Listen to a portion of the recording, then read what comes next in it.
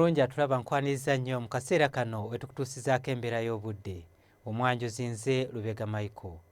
Enkuba ekyagenda mu maaso n'okutonnya bitundu by'eggwanga ebiwerako era we ziweredde essaawa 3 ez'enkya ya leero. Gulu yabadde wezeza milimita za 3.2 n'akatundu kamu, Arua milimita 16 n'obutundutundu 4, Tororo milimita 10 n'akatundu kamu, so nga ate yo mu Jjinja zaweze milimita 2 n'obutundutundu 5.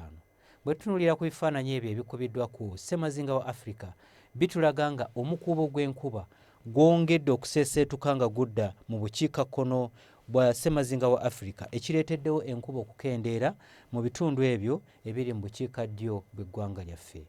Enkya ku makya tusuubira enkuba okutonnya bitundu ebyo byetoolodde ennyanja Nalubaale okukussa n'obukiikakkono bw'eggwanga lyaffe. Byo ebitundu ebiri mu bugwanjuba tusuubirayo akasana okwaka nga n'awamu obudde bujja kubeera bwa kiddedde.